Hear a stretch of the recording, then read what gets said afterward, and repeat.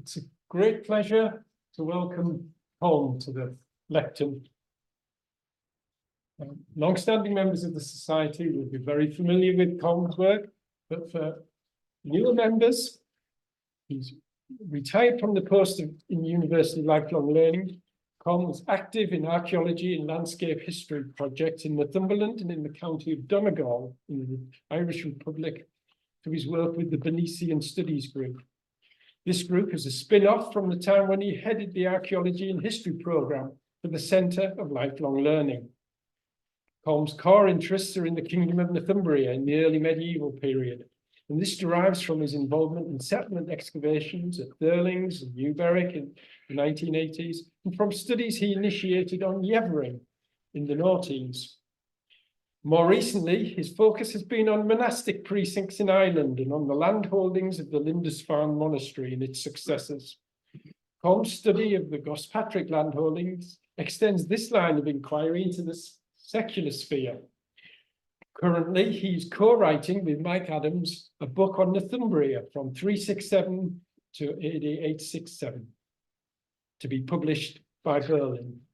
And his lecture this evening is The Northumbrian Landholdings of the House of Cospatric. Well, thank you, and thank you for coming. When I offered this lecture, I was preparing a paper for Archaeologia Aeliana, expecting that the journal wouldn't appear till the autumn, but I have to congratulate Don in having made a great stride towards getting back to a more accustomed timetable. Well done. However, this leaves me in the position of speaking about something that you might already have read, which is slightly awkward. So I won't labour all the detail. But I won't assume that everybody's read it, because I have to admit, I have not read all the papers in AA this year. So I have read my own, but I haven't read them all, so I won't make any assumptions in that direction. I'll set out the broad lines of argument, and I will allow myself a digression into a matter touched on the paper, but not developed there. As David said, I studied the early medieval area, and I tried to elucidate the territorial and landholding structures of this time. This might seem niche and nerdy, and maybe it is. But I would say that archaeology has long concerned itself with the landscape context within which the archaeological site is situated. Usually this is about physical setting, environmental archaeology. What I'm concerned with is the organizational infrastructures within which people engaged with landscapes. And my argument is strongly geographic, and so I'd argue for its relevance. A few years ago, in collaboration with Max Adams and Diana Whaley, I tried to resolve a confused and confusing account of one of the landholdings of the Lindisfarne Monastery by using a well-established technique of working back to the pre-conquest period from post-conquest administrative record. In this study, I'm moving away from the religious community, though it will make an appearance, to secular lordship and the House of Cospatric. King Henry the...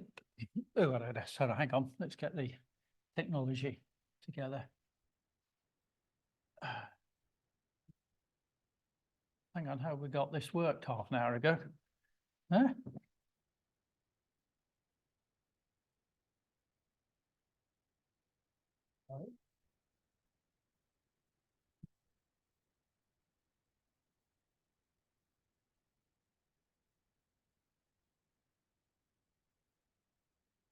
Sorry, I'll have to stop that and start it again. It doesn't want to.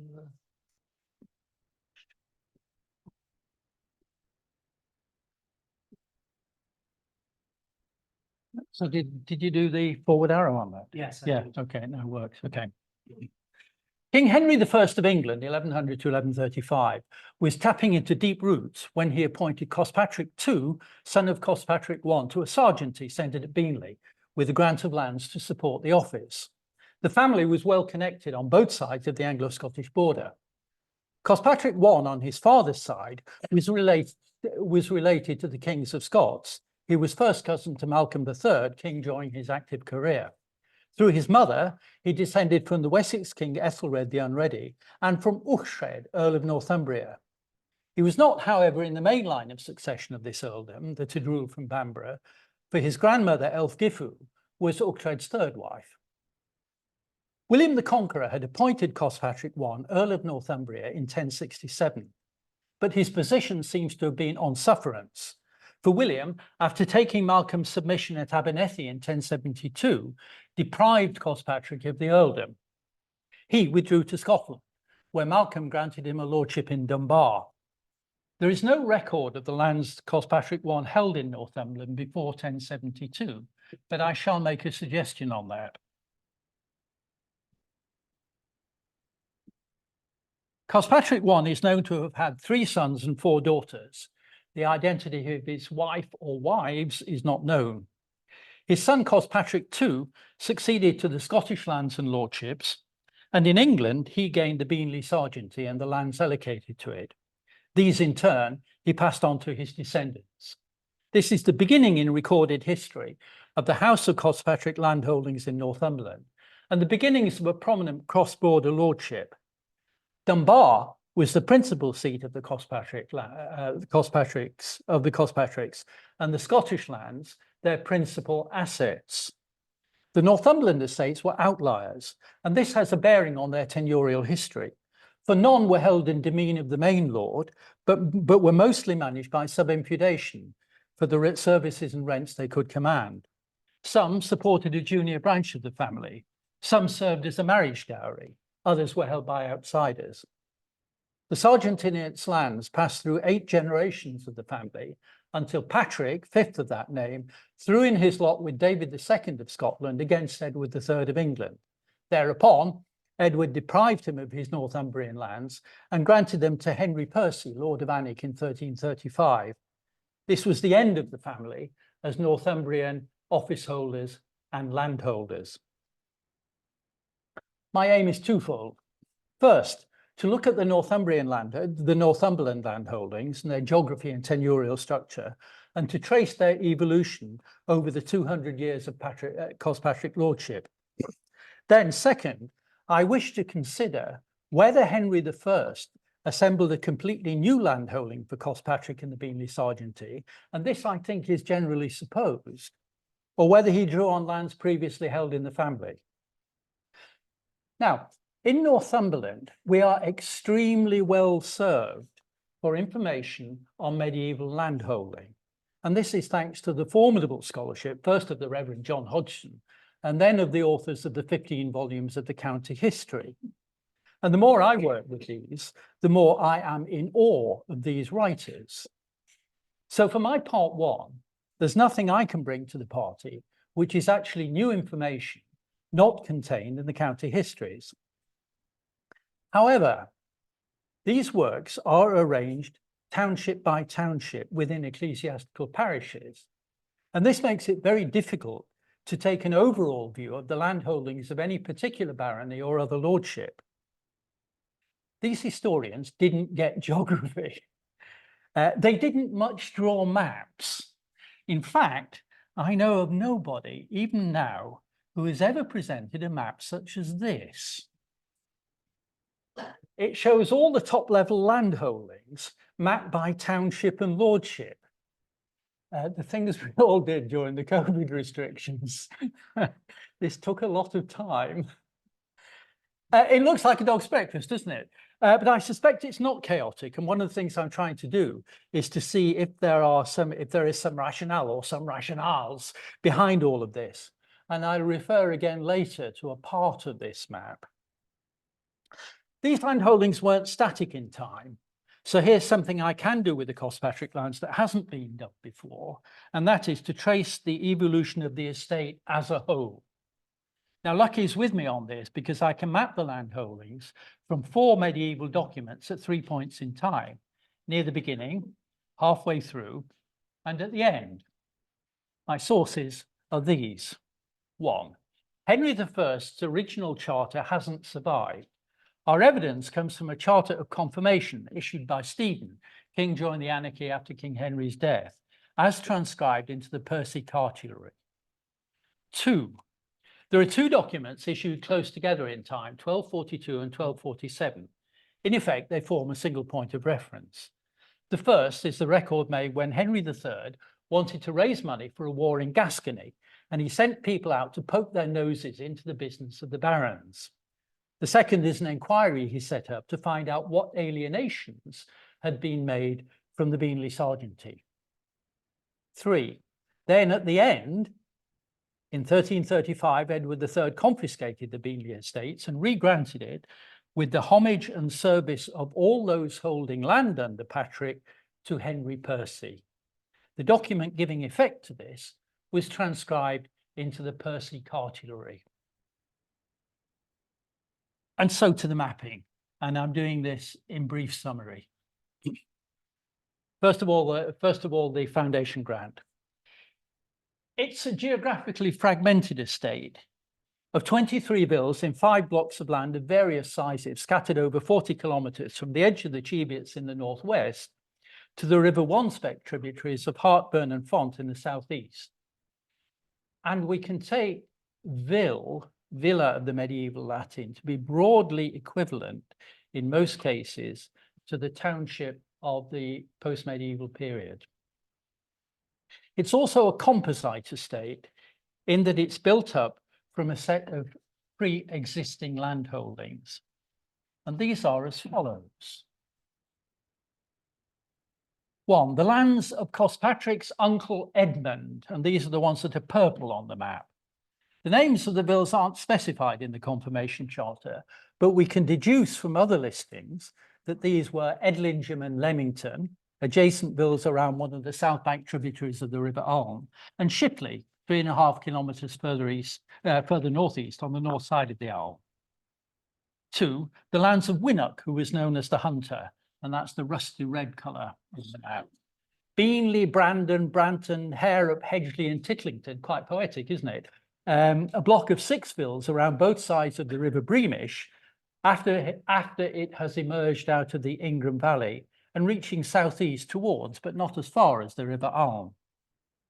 3, the lands of Liulf, son of Uchtred, bright yellow, top left there. These are the 3 Middletons and Rodham. This is just south of Wooler, taking in the eastern part of the eastern edge of the Cheviots and onto the lower ground beyond. This was a thainage holding. Thainage was an office and a status of the pre-conquest period. And then 4, the Horsley estate, orange down at the bottom there. And this is Horsley estate is a term I'm using for convenience. It's not in the sources. This comprises Horsley, now Long Horsley, Stanton, Writton, Wingates, Netherwhitton and Longwhitton, which confusingly in medieval documents are called Witton and Wotton. No, so Wotton and Wotton, or vice versa. I'm confused now. Anyway, they're part of Liulf's holdings, but 30 kilometres away from South Middleton, and they're not part of the thainage.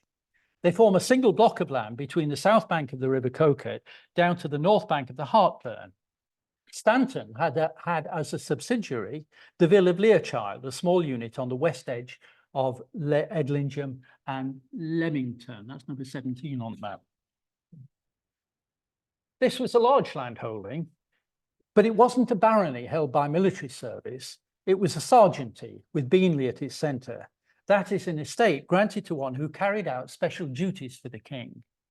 In this case, the duty was in bore et ut bore, between England and Scotland. This is a remit to act as surety for those travelling between the two countries. The border had a long evolution, but Henry I of England took steps to ensure that the border, which had by then emerged, was robust. The Bishop's Castle at Norham-on-Tweed, a new diocese for Carlisle, new baronies centred at Wark and Wooler, with a castle at Wark. Cospatric's duties were part of these arrangements. As a holder of land in both countries, Cospatric was well placed to exercise this cross-border function. On the English side, he was well placed also in a more immediate sense. The Devil's Causeway, the old Roman road, ran through 3 of his land units, meaning that his people could keep travellers under direct observation, with 3 river crossings also under their watch: the Font, the Coquet and the Breamish. So here's a chicken and egg question. Did King Henry appoint Cospatric to this office because he already held these lands around the Devil's Causeway, or did the lands follow on from the office? There's a fifth block of land to take into account, which Cospatric held not as tenant-in-chief, but as a subsidiary tenant of St Albans Abbey and its daughter house Tynemouth Priory. This is the land that Archimoril had held in thainage, and it's grey on the map there. Immediately north of Winnock's lands. It comprised the three bills of East Lilburn, Buick, which was later divided into Old and New Buick, and Eglingham. Cospatric too was wounded while fighting for King David at the Battle of the Standards in 1138. Whether he died on the field or later is uncertain. The main inheritance, with both the Scottish and English titles and estates, went to Cospatric III. But within Cospatric II's lifetime, it was already apparent that the Northumberland estates were to be used in part to support junior members of the family. Waltheof, who is thought to have entered the church, had shared in the St Albans tenancy. Juliana, on her marriage to Ranulph de Merley, received a dowry of 5 villas south of the Coquet: Horsley, Stanton, with its dependent villa Earchild, Witton, Writton, and Wingates. Edgar gained the lands of Archimoril and the thainage lands of Middleton and Rodham, but he took part in the rebellion of 1173 against Henry II, and on its failure fled to Scotland. Consequently, Henry II confiscated his lands, and in 1174 he restored Archimoril's lands to St Albans. Edward inherited an estate of 9 villas in 3 blocks, created as a new entity from 3 of the founding units, that is, the 6 villas of Winnock, Edlingham and Leamington from Uncle Edwin's lands, and Long Witton, the 1 villa south of the Coquet, not in Juliana's dowry. His branch of the family, who later took Edlingham as the family name, represented the direct interests of the descendants of Cospatric II in Northumberland throughout the 13th century. So that's the beginnings and early development of the estate. Let's jump forward now to the inquiries of 1242 and 1247, when Cospatric II's great-great-grandson, Patrick II, was tenant-in-chief, a century after his ancestor's death. At this time, there were 3 core holdings corresponding partly, but not entirely, to the subdivisions of the original grant, with other bills by then let to tenants or granted elsewhere, and also the St Albans, Tynemouth lands of Archimoril. Now, I'm not going into detail, but note 4 points. 1, the estate of John, son of Waltheof, which is shown in purple. The 9-villa estate of Edward, centred on Edlingham, was by the time of his grandson John now reduced to 6 villas. The thainage lands of Lulf's son of Uchtred, yellow top left, was still intact, held by Lulf's descendants, Henry of Ilderton. Juliana's dowry lands, orange, south of the Coquet. Juliana and Ranulph had granted Writton to Newminster Abbey at its foundation. Otherwise, the estate remained intact, now held in sub-imputation of the Cospatric lordship by Juliana's great-grandson, Roger de Merley III. And then Archimoril's lands in grey remained in church hands. And by now, Hareup, Writton, and a small area taken out of Juliana's Wingates and Horsley had also been granted to religious houses. Titlington and Shipley were passed over to other baronies. Beanley, the bill that gave its title to the sergeanty, had been sub-imputated. And at the end, the sequestration in 1335. In 1333, Patrick V, 7th in line after Cospatric II, was commanding a garrison from Berwick-on-Tweed on behalf of the English King Edward III. He was active in the events surrounding the Battle of Homildon Hill and the taking of Berwick, for which he received favours from the king. But in 1334, King Edward harried Patrick's territories in the Lothians.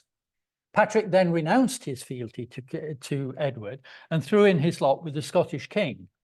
King Edward promptly confiscated the Beanley estate and regranted it, with the homage and service of all those holding land under Patrick, to Henry Percy, who by then had possession of the former Vesey barony of Alnwick.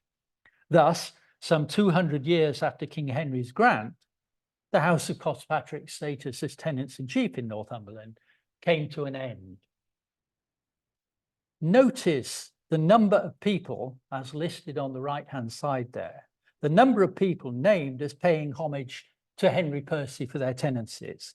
It's a measure of just how fragmented the Cospatric estate had become by that time. Now, again, I'm not going into detail in all of this.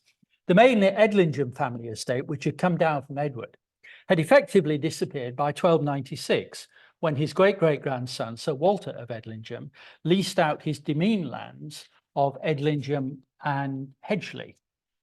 Juliana's dowry land had split between two heiresses, Mary and Isabel, when their father, Roger de Merley III, died in 1265. The one land unit that had remained stable throughout, apart from the church lands, was the Thanage estate of the three Middletons and Rodham. Lulf, son of Uchtred's original holding, was still intact and still in the hands of Lulf's descendants. There'd also been continuity of tenure amongst the families of the estate's sub-infeudated tenants. So that, in brief summary, is the 200-year trajectory of the formation and breakup of the composite estate which Henry I granted to Cospatric II. Now, I'm going to have a small digression before moving on. My mapping shows units of land with nice, clear boundaries. And I'm presenting these as medieval and possibly early medieval villas. They are, in fact, mostly the township boundaries as mapped on the First Ordnance Survey maps. Now, in a previous paper, I've argued the case for using boundaries this way, and I don't intend to revisit this today. But let's talk about boundaries because they are interesting. In mapping, units of land are defined by their edges, are they not? Medieval charters typically define areas by a boundary circuit, from this point to that and the next and so on, each being a recognized feature in the landscape. On screen is an example I analysed a few years ago, and it's in AA 2020, if I remember rightly. And so it makes sense to look at boundaries with some care. And we've been doing this within the Bernician Studies Group, for the Cospatric estate south of the Coquet, as part of our Cockwoodoo study. Notice just how much of the outer edges of the Cospatric villas, and to some extent the internal boundaries, are defined by watercourses. Coquet, Font and Hart are first and second order rivers, but some are just minor tributary burns, hardly noticeable, one might think. Yet in this area, where the surface geology is mostly soft glacial tills, even a small burn can cut a gorge 20 feet and more deep. They are defining features of the topography. This gives the land unit a strong sense of embeddedness, so that when we read the names of the villas in Juliana's marriage agreement of the early 12th century, and this is the earliest record that we have available to us, we're tempted to suppose that these villas were defined then by the same edges as we observe today. Boundaries are notoriously difficult to date archaeologically, even when they're marked by embankments. Even Offa's Dyke has resisted archaeological dating. But there are techniques being developed that might help with this, and we hope to do some tests on boundary banks in this area later on this year.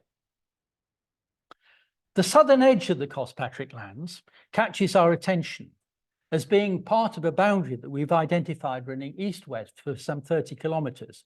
We call it the line Font-Hart boundary, and this is a map that Max Adams has drawn, which he's lent me for the occasion. Towards its eastern end, it reconciles to the boundary of an 8th century land grant to the Lindisfarne Monastery. And this gives us some confidence in thinking that this Cospatric estate had a defined identity at an early period. But what do we make of straight line boundaries? Nature doesn't work in straight lines, so we need to look carefully. Well, here are some straight lines at the southeastern edge of Long Horsley. If you get out of the car and take a look, you see something unusual for lowland Northumberland. A patch of relic moorland, Long Horsley Common. On the other side of the straight line fence are the rectangular fields of Fenrother. But jump back in time to 1632, when William Senior drew up a survey plan, we see not fields, but the common belonging to Fenrother, containing 940 acres, no roods and no perches. And I've aligned the 1632 plan to match the satellite view. There is no law of nature that says north has to be at the top, even though we these days expect that.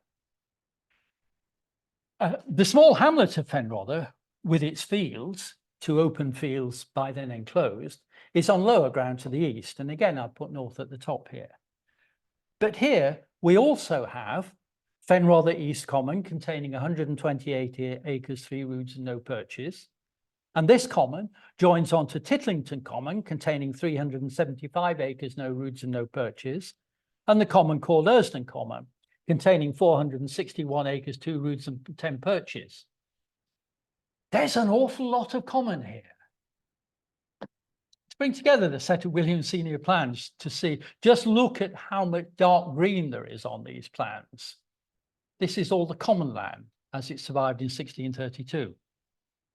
Well, I've reconciled these plans to the present day landscape and maps to show an area of common of nearly 1,000 hectares of open land as late as 1632. Should qualify that by saying I'm including in this calculation the Fenrother fields of 1632, because I now think that hamlet and its fields are an outcome of colonization in the 12th century. Today's Long Horsley Common is but a small patch surviving at the edge of a once much larger area that spread across 2 early land units and edged onto 2 others. We have here previously unrecognized, not so much a shire moor as an inter-shire moor. Well, back to the main thread. Part 2 of my discussion. Alan Greenwell observed that there is no evidence that Cospatric II held any lands in Northumberland before Henry I established the Beanley Sergeantry, though he allowed the possibility that he had hereditary rights in his uncle Edmund's lands. This seems to be the default view on the matter, that Cospatric lands go back to Henry I and no further. The problem with this position is that there is no primary written evidence on landholdings in Northumberland before the reign of Henry I, except for those of St Cuthbert's Church, as recorded by its followers in the 12th and 13th in the 11th and 12th centuries.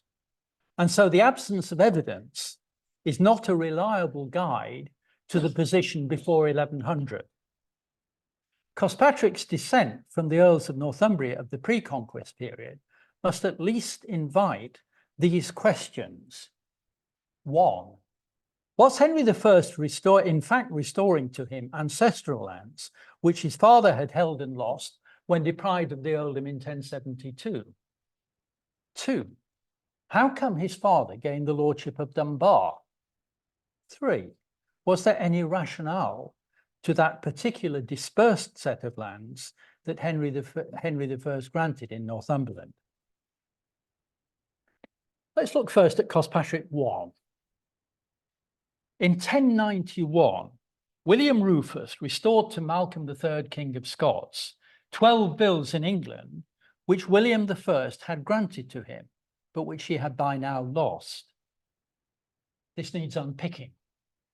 I follow here a line of argument developed by others, which, though speculative, I find persuasive. In summary, the Conqueror's grant to Malcolm, Cospatric's loss of the Northumbrian earldom, and his gaining lordship at Dunbar are all related outcomes of the 1072 agreement at Abernethy. This would imply that Cospatric had been holding the 12 bills granted to Malcolm, but they were now placed in Malcolm's hands as part of a political arrangement to stabilize conditions around the edges of William's kingdom. The arithmetic of 12 vills would point, I think, to the 6 vills of Winnock, the 3 of Edmund, all within Henry I's foundation grant to Cospatric II, and the 3 of Archimorol. Dunbar should ring bells for us, for it had been an administrative centre of the Kingdom of Northumbria in the 7th century, where Bishop Wilfrid had been held in prison by Tidlin, a praefectus of the king. And why should Lothian lands pertaining to Dunbar have been under discussion at Abernethy with reference to Cospatric? Now, in this, I'm following Neil McGuigan's recent doctoral thesis. Not until the reign of Malcolm III, 1058 to 1093, did a clearly defined national border begin to emerge.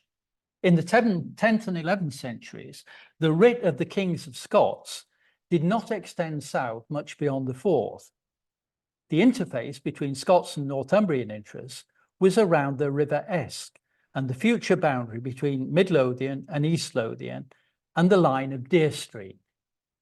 Edinburgh and its hinterland were in Scots' hands, while Tyningham and the lands east of the Esk and south of the Forth were within the Northumbrian sphere, where both church and secular groups maintained interests. The Church of St. Cuthbert, on the evidence of relic collecting, was active as late as the 1020s in the far north of the Tweed at Tyningham, and the Lindisfarne diocese had a set of mansiones to support episcopal progress through Lothian, along the coast, and along the Tweed. The area of what we would now think of southeast Scotland is what Neil McGuigan characterises as lands for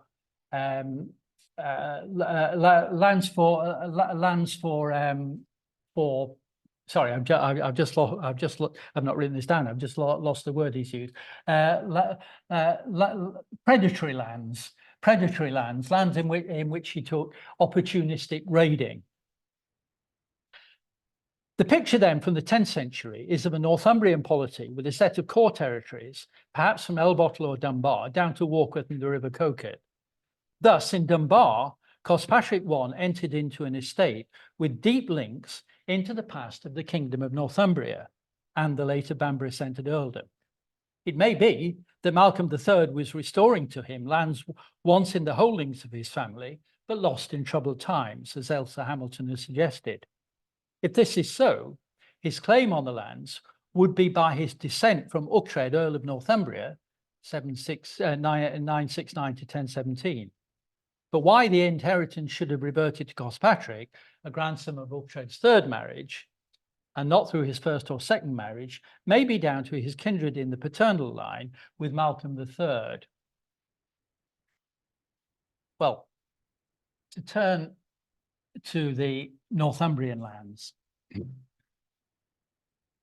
By the time Henry I created the Serjeantry of Beanley, Cospatric II was firmly settled in Dunbar, and England and Scotland were defined entities with the border with which we're familiar, more or less. This was the political context of Henry's actions, but in his allocations of lands, Henry was attuned to local circumstances. Though his barons were Normans, he did not ignore the hierarchy of English society. English names occur among the landholders. He allowed thanages to continue.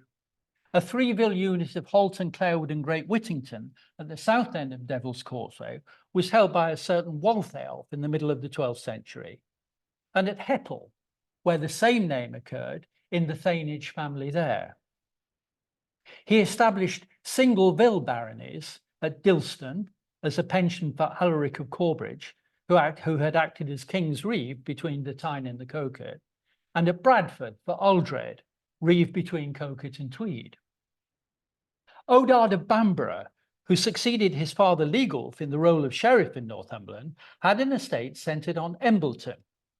Leigulf's father, Eadwulf, is thought to be the Eadwulf Rus, a great-grandson of Earl Uchtred, who led the attack on Bishop Walsher in 1080. This is correct. then the Cospatrics were not the only branch of Uchtred's descendants to be afforded status and lands in King Henry I's Northumberland. It's not easy to explain the small, geographically fragmented barony of Ellingham. It comprises Jesmond and Heaton, along with Cramlington and Hartley in southeast Northumberland. Then, nearly 50 kilometres separates Cramlington from the baronial core of three villes, Ellingham, Doxford and Osberwick. One wonders whether this core had been a Bamborough thainage. Drengages, and that's another pre-conquest status, with services owed to Bamborough, survived nearby at Moussen and Beadnell. Now, taken together, the Embleton and Bradford baronies, the two drengages, possibly an Ellingham thainage, reveal fragments of a Bamborough-centred territorial structures still functioning in the 12th century, and where we know the names, still in the hands of pre-Norman English families. And this gives a context for examining Henry I's land allocation to Cospatric II. None of the Northumberland baronies held all its lands in a single block. All were to a greater or lesser extent scattered holdings. And in many cases, it's difficult to see what, if anything, was the rationale behind this, the dog's breakfast of a map I showed you earlier. If we map the two largest baronies with lands north of the Coquet, the Vesey barony of Annig and the Mouchon barony of Wooler, we see them arranged in a horseshoe shape with a hole in the middle. The lands of Rothbury and the Felton section of the Midford barony close the south edge of the hole. In this case, the hole does have a rationale. It precisely delineates the four ecclesiastical parishes of Ilderton, Edlingham, Eglingham and Whittingham. The two large baronies are excluded from these parishes. This is such a marked feature of the geography that there must surely be some explanation. And it's to be found in the 8th century, 4 centuries before the creation of the baronies. Edlingham, Eglingham and Whittingham are elements of one of two extensive land grants which King Ceolwulf, King of Northumbria 729 to 737, gave to the monastery of Lindisfarne. These lands and their churches did not come through into the Durham holdings of the post-conquest era, but we do not know when, how and why the Lindisfarne people or their successors lost them. Warkworth and its dependencies, Ceolwulf's other grant to Lindisfarne, are said to have been taken from them by King Osbert. He was killed in 867. This places their loss in the context of the disruption caused by the arrival of the Danish army, the subsequent collapse of the Old Kingdom of Northumbria, and the monastery's move away from its island home. Best guess is that Edlingham, Eglingham and Whittingham were all lost around the same time and in similar circumstances. Probably the lordship devolved back to its original holders, that is, to the people who emerged from the confusion of the times as the Bamborough-based Earls of Northumbria. These places fell out of historical record until the 12th century, by which time there was a complex and fragmented pattern of tenure and landholding within the 4 ecclesiastical parishes, with no fewer than 15 units in place. Where the larger baronies of the 12th century have their imprint, it can be difficult to see down into the next layer of the social hierarchy. Here in this gap, this stratum is visible, and it speaks of a degree of stability and conservatism that contrasts with volatility at the highest levels. And I'm going to summarize this very briefly. First, there were 2 thainages. Then there were 4 drengages. There were 2 sergeanties established here. A large area of land, also a thainage, had belonged to Archimorol. Then the lands allocated to Cospatric II, and this included two of the drangages, Beanley and Leamington, and the thainage of the Middletons and Rodham. Finally, two baronies were allocated lands in these parishes, the Wark-centred barony of Walter Especk and a small unit of Ryle.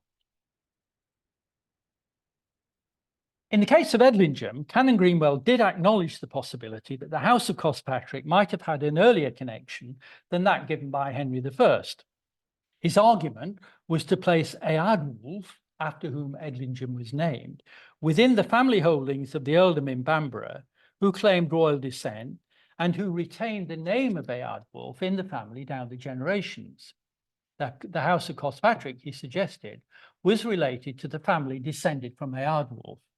If so, the connecting link to Cospatric too must surely be his uncle Edmund, whose lands of Edlingham, Leamington and Shipley formed one part of the composite estate set up through King Henry's grant. The three Middletons and Rodham was undoubtedly a land unit and a tenure already in place under the lordship of Lewston of Uxred, when Henry I assigned this thainage and its lands to Cospatric too. If a suggestion in the county history is correct, this will put Lulf the Thane in the same line of kinship as his new overlord, Cospatric II. They were first cousins at a generation removed. Lulf's Middleton thainage, although part of Cospatric II's estate, was not part of the Beanley Sargenty, which suggests that the king acknowledged a special status for that thainage. Also archaic was the service of 4 waitings per year, owed to the overlord on Lulf's thainage lands. This is a relic of the obligation to provide for the king and his retinue when on circuit. The thane's tenants also had the obligation of trunkage, that is, carrying wood to Bamborough Castle each year. They shared this obligation with the king's drengs in Callerley and Yetlington, Eslington, Mooson and Beadnell, and the service of waiting survived also in Beadnell and Mooson. These thainages and drengages and the archaic services incumbent upon them are fragments surviving into the post-conquest era of the shire network focused on Bamborough, the seat of the earls, and before them the kings of Northumbria. The 6 villas south of the Coquet, what I call the Horsley estate, seem something of an outlier, and they don't fit this analysis. There is no evidence of any Lindisfarne connection here. In ecclesiastical terms, they comprise the parish of Long Horsley and the chapelry of Netherwhitten in Hartburn parish. And yet, there are connections to the rest of Cospatric's estate. First, that these two were within Lulf's holdings, although not part of the thainage. Second is the status of Learchild as a vill dependent on Stanton. Learchild, of course, was the location of a Roman fort at the point where the road from High Rochester meets the Devil's Causeway. And I suspect that this is the reason why this small vill of only 195 hectares should have been established here. But to describe how these southern vills worked in relation to the Middletons within an estate structure is probably beyond reach. John Hodgson, though, made a great insight into this matter. After the 1265 division of the Merley estate between Mary and Isabel, the heiresses of Roger III, the villas of Stanton, Whitton and Wingates all made an annual payment at Horsley. Hodgson realised that this had nothing to do with the division of the Merley inheritance, but was a survival from the Cospatric lordship before these villas came to Ranulph de Merley as Juliana's marriage portion. With the understanding of shire organisation developed since Hodgson's day, we can see this as a relic of service obligations to the estate centre incumbent on tenants in the outlying villas. That is to say that Henry I passed over to Cospatric II an estate of pre-conquest origin, which in some respects at least was still a functioning entity with Horsley as the administrative centre. Vill place names referring to horse pasture, woodland and stone hint at the resource base available for exploitation here.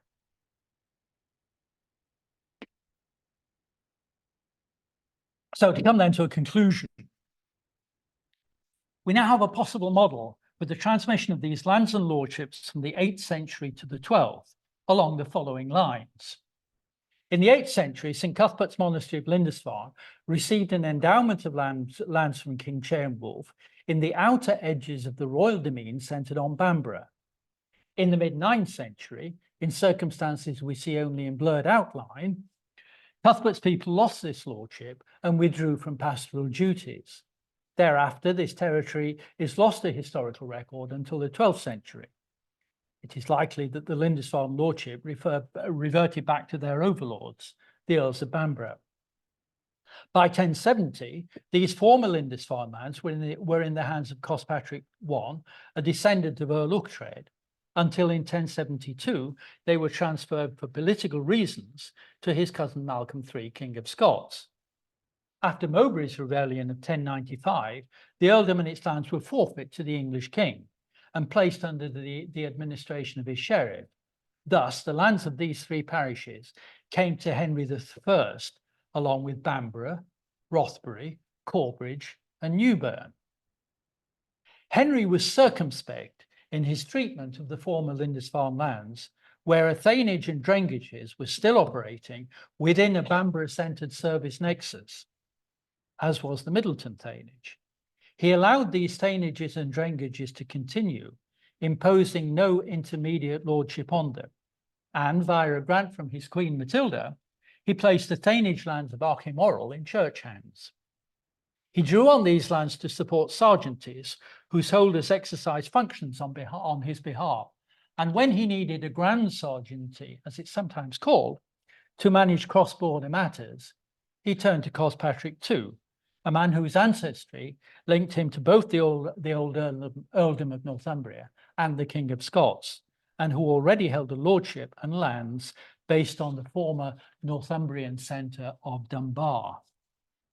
He provided for Cospatric II an estate formed as a composite from land previously or still held by members of the family, and the Lindisfarne earldom lands once held by his father, and where his uncle Edmund held an Edlingham-centred estate, which, on the evidence of family names, had enjoyed long unbroken succession.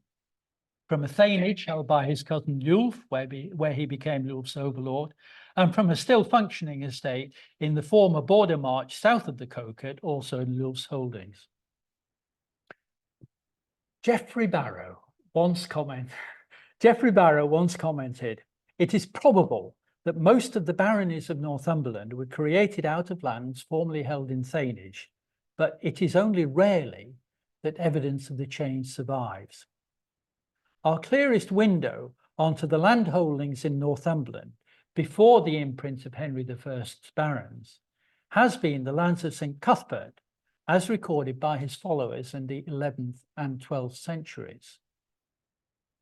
But when Henry I needed safe hands near the Scottish border, he was sensitive to local circumstance and to family pedigree.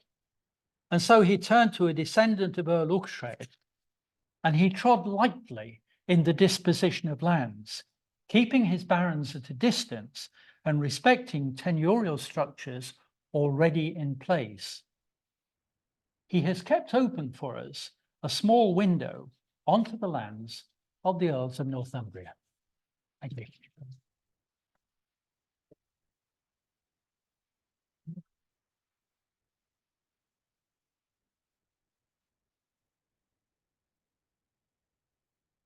Thank you, Colm. I'm sure we're going to have some questions.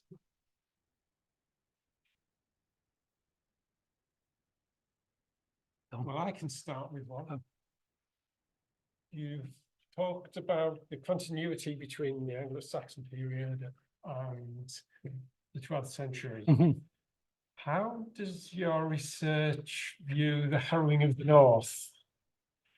And The harrowing of the North, I see think that as a dislocation in the same way that Brian Roberts sees it Well, as the impetus for the planning of the planned villages in Durham? the 12th century planned villages, yes, indeed. And I've suggested that that Fenrother was a 12th century planned village on what had previously been moorland. I don't think as far as I can see, I don't think the harrowing of the north fundamentally altered the basis, the tenurial basis of the area.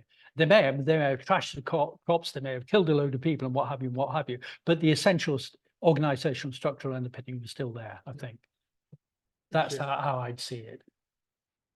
And I don't think that's incompatible with the way Brian would talk about it. I don't think. He's not here today, so. Don has a, you have to take this stick around, don't you? I was just wondering, how common is it across England to see evidence of this sort of land pattern of transfer in the medieval period? Is this something particular from the evidence in Northumberland, or do we see it in other parts of England? The evidence that you're thinking about English families still having land there. It's not unique in Northumberland. I mean, Geoffrey Barrow has written on this in his 1973 paper, Thanes and Shires and Thanes. One case he refers to is unlikely Tottenham near London. It's not unique, but I couldn't give you more detail on that. But it is there in Northumberland. I do think it's interesting that in a sensitive border zone, Henry I did take notice of who was already there and work with it to some extent, at least, work within what was already there. And I think that's about, and as I say, along with the other things he did along the border, I think that's about trying to just keep it managed. Yeah, thank you. I just wondered, it's all very complicated, isn't it? How people transfer land down generations. Yeah. So before the records that you have began, how would that have been kept track of? Would there, could you speculate about whether they did have records written and they were lost, or was there some other way of keeping track of who owned what? I suspect, well, the church people kept records. And I think the first records that are around, but they're very problematic, are the records that Cuthbert's people left to us. Things are held in memory. They're held in the head. And if you think about, I referred to the way in which land units are defined in mapping by their edges, and I referred to the way that medieval charters worked, with a sort of a circuit from this point to that point to the other point, what have you. And I suspect that what happened is that people intermittently walked these boundaries, and they knew, and the knowledge was transferred down from one generation to another. This is where the boundary is. This is this point. That's that point, and so on. Custom and practice and knowledge transferred down through the generations. You don't actually need writing for it, but once writing kicks in. Okay, well, once writing kicks in and it's survived, we've got evidence. So actually the fun of this, of course, is trying to work out whether we can work back beyond where there's written evidence and how that might work for us. But customer practice, and it's held in the head. Eric. Thank you. Yes, I'm sure that the regular perambulation of boundaries is how it was. Is how it was done. I'm very pleased to hear Geoffrey Barrow mentioned. I know you said he taught you. I have great respect for you because of this. His influence on me, I can't escape from. Somebody once called him an obscurantist, and that's great, because that's just exactly what I would like to be. From that, the dominance of Bamborough as a royal earldom centre appears. Yes. Are there any other strings of evidence that point to any of the other royal or earldom centres within Northumbria?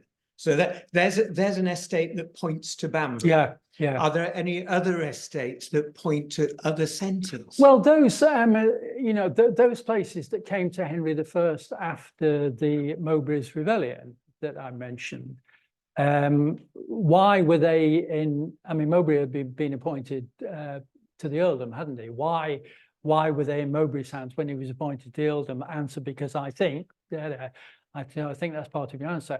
And as I've suggested, I think if you go up to Dunbar, I think surely that it might had Bede talked about it, he might have talked about it. I don't think he did talk about it. No, the source is Wilfrid's biographer, isn't it? I dare say Bede would have called it a Villa Regia, and we would have the same question as applies at Yeovering. What is the estate there? And Elsa Hamilton, in her nice book on the Cospatrics, has made a suggestion on the extent of the territory pertaining to Dunbar. I think you can make a reasonably good case. These cases are all circumstantial. Once we run out of written evidence, we've got to try and work with structures, landscape, what have you, to build circumstantial case. But I think there's a good case for Dunbar as well surviving. Right, thank you. It always strikes me that the township of Yeovering is smaller than any of the other surrounding townships. It's a bit of an eccentric township. Yeovering, Coupland and Acle were held together in thainage, and it was an insight of Richard Lomas in one of his books that I've held on to for a long time, to suggest that these where you get in the baronies a 3-ville unit identifiable as a particular subunit within the barony, these may be survivals of thainages. And I've always liked that suggestion, and I've played around with that. You can play around with that indefinitely. Hence my suggestion on Ellingham as being, there's a Bamborough centre thainage there. Can't prove it, but I do like the thought.